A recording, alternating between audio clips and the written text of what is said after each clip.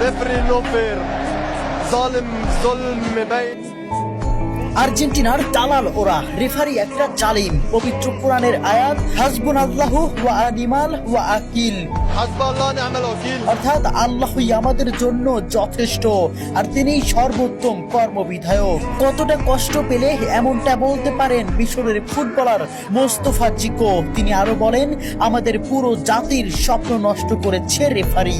আর্জেন্টিনার দালাল ওরা, রেফারি একটা দেশের পুরো পরিশ্রমকে এক নিমিষেই নষ্ট করে দিলেন। ম্যাচের শুরু থেকেই তিনি আমাদের বিরুদ্ধে কাজ করেছেন। চোখের জলকে সঙ্গী করে আটালান্টার সবুজ ঘাসে পড়ে থাকেন মিশরের স্বপ্নবাজরা। 3-2 গোলে শেষ তাদের বিশ্বকাপের যাত্রা। ম্যাচে ফ্রাসোয়া ল্যাটিক্সিয়া রেফারি হিসেবে দায়িত্ব পালন করেন। মিশরের একটি গোল বাতিলের পাশাপাশি ম্যাচের শেষ মুহূর্তে মোহাম্মদ সালার একটি ট্যাকেলও এড়িয়ে যান তিনি।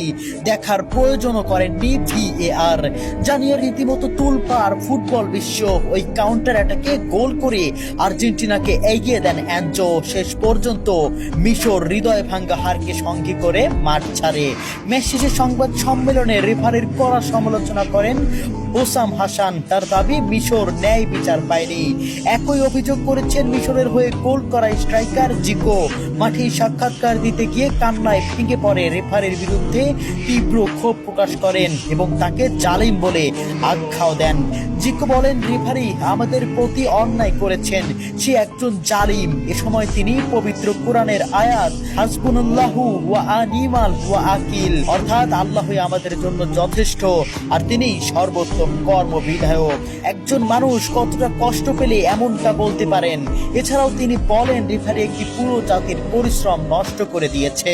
সাক্ষাৎকারের একেবারে শেষ দিকে জিকো আরো গুরুতর অভিযোগ তুলে বলেন, এই শিরোপা আর্জেন্টিনার দিকেই পরিচালিত হচ্ছে।